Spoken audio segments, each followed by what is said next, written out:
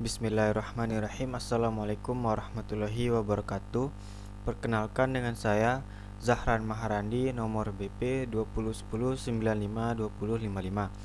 Pada video kali ini saya akan mencoba mempresentasikan tugas UTS yang berupa take home test dengan melakukan topik pengamatan sesuai dengan tabel yang terlampir pada soal UTS.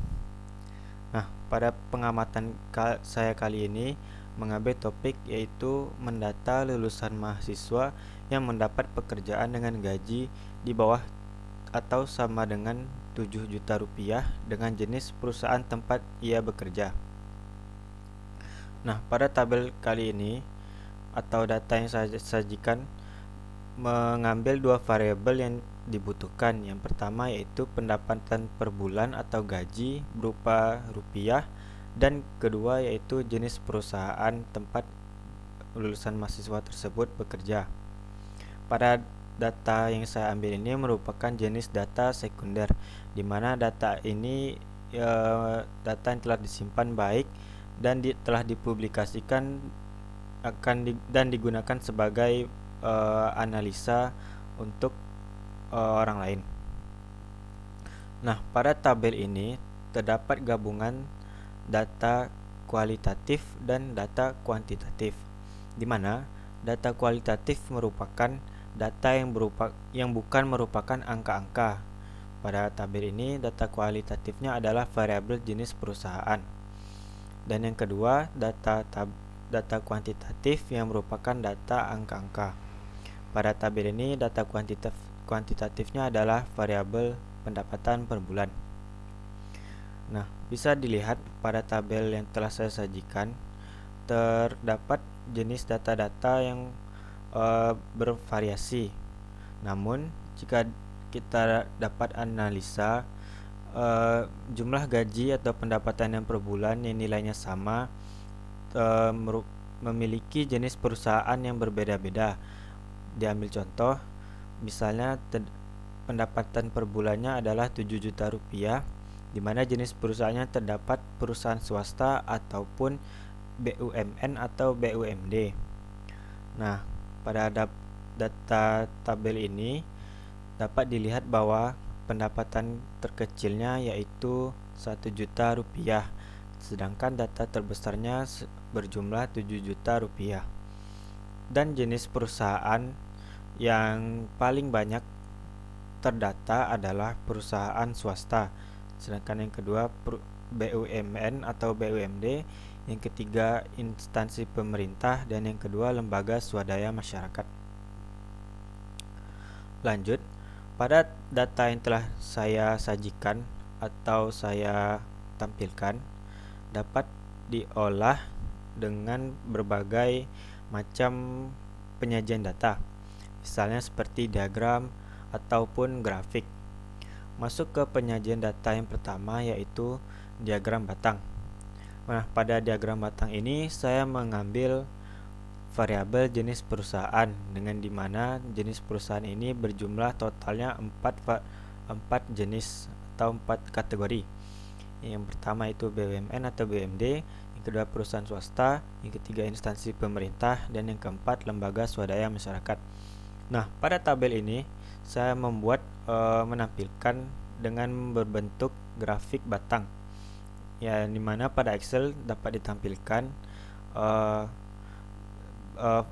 dimana sumbu aksisnya yaitu merupakan kategori dari jenis perusahaan masing-masing tadi, yaitu 4 buah, dan yang variabel sumbu Y-nya yaitu merupakan jumlah dari frekuensi masing-masing jenis perusahaan. Nah, pada jenis perusahaan ini dapat dilihat jumlah yang paling banyaknya itu perusahaan swasta, yang dimana totalnya dari keempat jenis perusahaan ini yaitu 38. Jadi total data pada yang saya tampilkan pada topik pengamatan kali ini berjumlah 38 data. Dapat disajikan dalam berbentuk diagram batang seperti berikut, dimana diagram batang yang paling tinggi yaitu merupakan frekuensi jenis yang perusahaan frekuensinya paling tinggi, yaitu perusahaan swasta berjumlah 22 dan seterusnya. Masuk ke penyajian data dalam berbentuk diagram lingkaran, di mana saya masih mengambil variabel jenis perusahaan seperti diagram batang tadi, tetapi saya ditambahkan kolom pada tabel yaitu persentase dari masing-masing jumlah perusahaan. Nah, cara mencari persentase untuk masing-masing jenis perusahaan ini adalah misalnya diambil contoh untuk jenis perusahaan BUMN atau BUMD, jumlahnya itu 14. Cara mencarinya itu 14 dibagi 38 dikali 100%. Didapatlah hasil 37% untuk persentasenya. Begitu pula untuk seterusnya.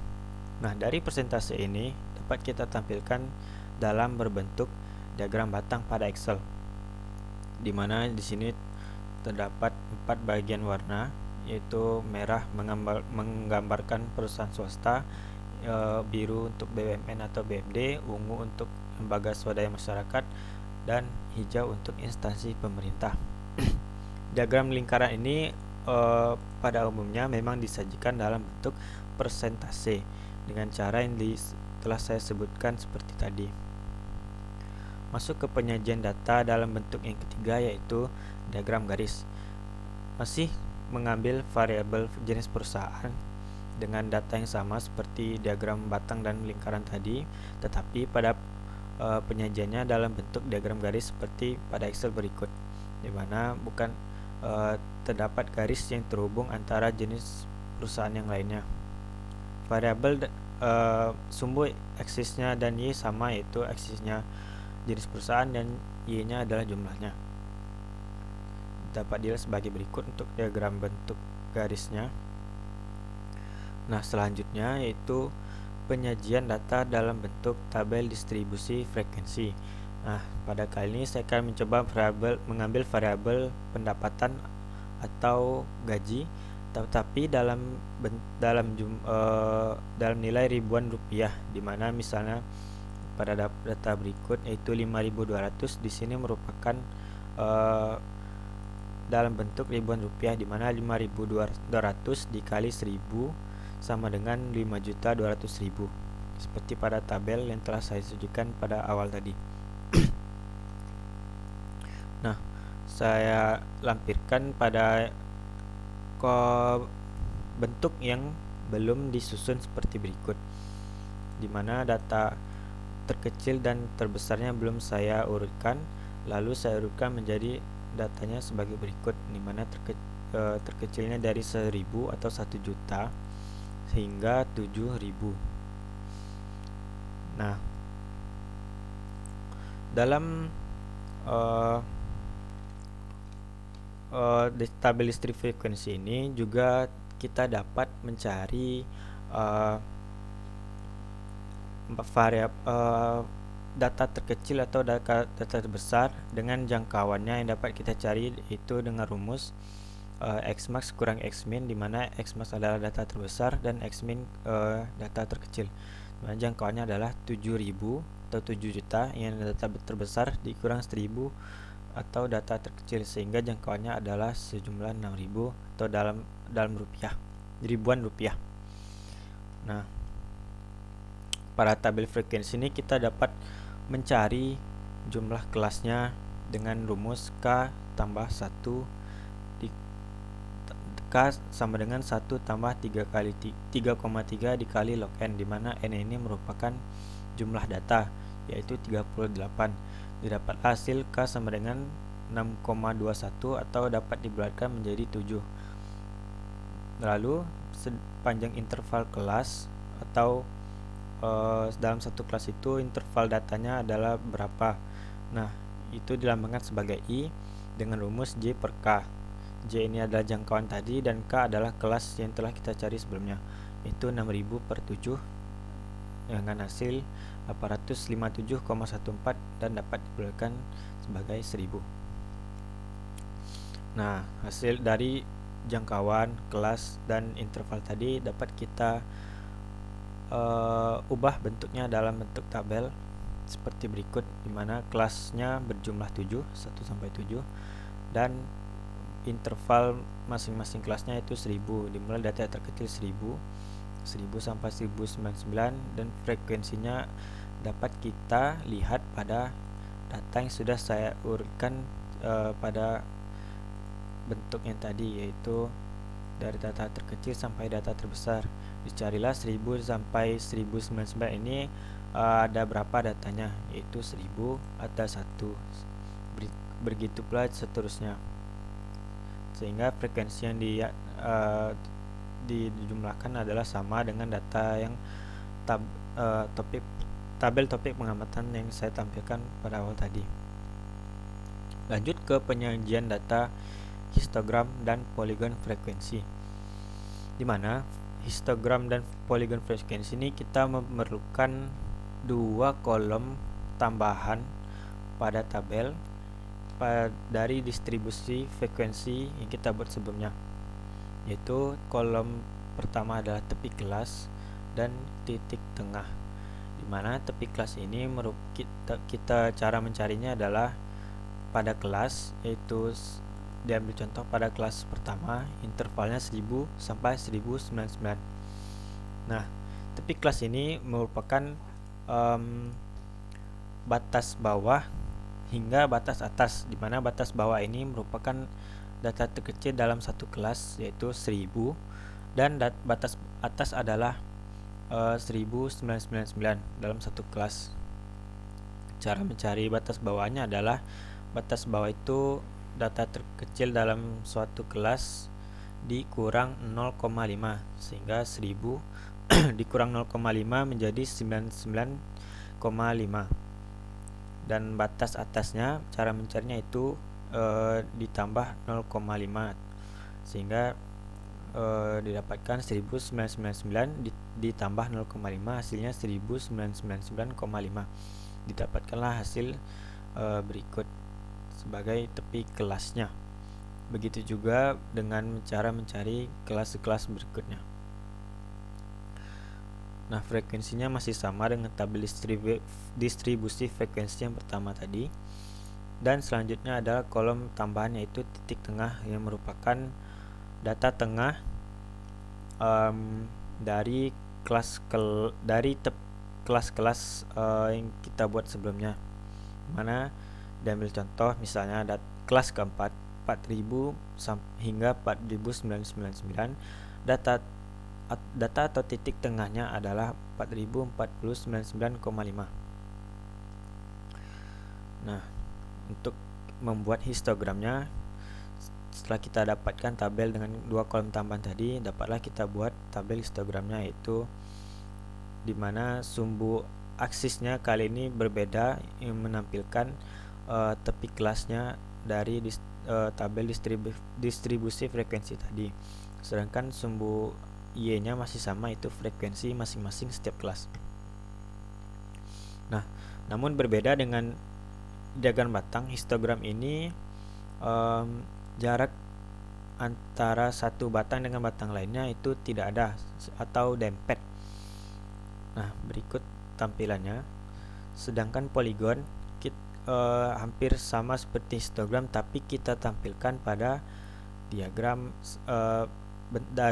dalam bentuk garis, sehingga hampir mirip seperti diagram garis, tapi datanya kita ambil dari sumbu aksis merupakan tepi kelas, dan sumbu Y-nya adalah frekuensi dari tabel distribusi frekuensi. Lanjut ke diagram OGIF. Nah, untuk membuat diagram OGIF ini kita memerlukan tabel dengan dua tambahan kolom lagi, yaitu kolom kurang dari atau data yang kurang dari, dan kolom frekuensi kumulatif, di mana frekuensi kumulatif ini merupakan penjumlahan data pada kelas N dijumlah dengan data kelas sebelumnya, di mana frekuensi kumulatif ini juga mengambil dari kolom kurang dari, di mana kurang dari ini mengambil dari data terkecil pada kelas-kelasnya, mana kurang dari pertama adalah data yang kurang dari 1000 berjumlah 0, dan data yang kurang dari 2000 ini juga mewakilkan sebagai kelas-kelas yang sebelumnya, mana data kurang 2000 ini merupakan mewakilkan data yang merupakan kelas pertama, yaitu 1000 hingga 1099 yang frekuensinya berjumlah 1. Berikut frekuensi kumulatifnya itu 3. Nah, kenapa 3 atau kenapa bukan 3 dan bukan 2? Karena frekuensi kumulatif menyatakan data yang kurang dari 3000, sedangkan data yang kurang dari 3000 ini mewakilkan kelas yang datanya bernilai 2000 sampai 2099, yaitu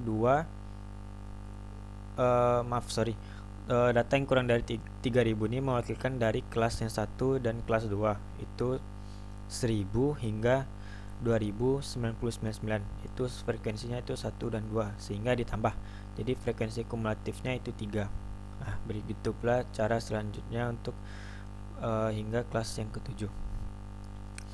Nah, diagram Ogive ini kita tampilkan sebagai berikut, dengan sumbu aksisnya merupakan data yang kurang dari pada tabel ini. Nah, sedangkan sumbu Y-nya merupakan frekuensi kumulatif pada tabel berikut. Nah, berbeda dari diagram garis dan diagram poligon, karena sumbu Y atau sumbu Y pada tabel diagram Ogive ini mengambil dari frekuensi kumulatif, yang dimana jumlahnya akan bertambah dengan menggabungkan jumlah data sebelum N atau data kelas ke N, sehingga datanya akan cenderung naik atau meningkat, tetapi dalam bentuk garis. Nah, lanjut ke pengukuran data, yaitu pengukuran data-data statistik, di mana ukuran-ukuran statistik yang saya ambil pada pengamatan saya kali ini adalah ukuran terpusat, di mana ukuran terpusat ini merupakan karakteristik statistik yang mengukur seberapa dekat ukuran tersebut menjadi pusat data lainnya, di mana pada ukuran terpusat ini kita perlu terlebih dahulu menampilkan tabel distribusi frekuensi yang memiliki kolom titik tengah dan tepi kelas, tetapi ditambah satu lagi kolom, yaitu perkalian antara frekuensi dan titik tengah, di mana frekuensi ini dilambangkan sebagai Fi dan titik tengah dilambangkan sebagai Ti. Nah, Ti Fi ini perkalian titik tengah dan frekuensi ini dihitung untuk per kelas. Nah, lanjut ke ukuran terpusatnya, yaitu menampilkan mean dari data berkelompok. Nah, pada data yang telah berbentuk tabel seperti ini, pada topik pengamatan yang saya ambil akan berbentuk data berkelompok, sehingga kita perlu mencarinya dengan menggunakan rumus mean yang untuk data berkelompok, yaitu dimana rumusnya adalah sigma K untuk I sama dengan 1 dikali Fi dikali Ti per sigma K untuk I sama dengan 1 Fi. Didapatlah hasilnya Ti dikali Fi. Fi ini merupakan jumlah dari perkalian frekuensi titik tengah untuk semua kelas, dimana 7 kelas ini Ti nya dijumlahkan berjumlah 226.981 dibagi Fi. Fi ini merupakan jumlah bisa disebut sebagai jumlah data pada data yang telah tersaji, yaitu 38. Didapatkanlah hasil meannya untuk data berkelompok, yaitu 5.973. Pada rumus tadi saya lupa menjelaskan, yaitu Fi merupakan frekuensi kelas I dan Ti merupakan nilai titik tengah kelas ke I, dan K adalah jumlah kelas. Nah, lanjut ke ukuran terpusat yang kedua, yaitu median untuk data berkelompok.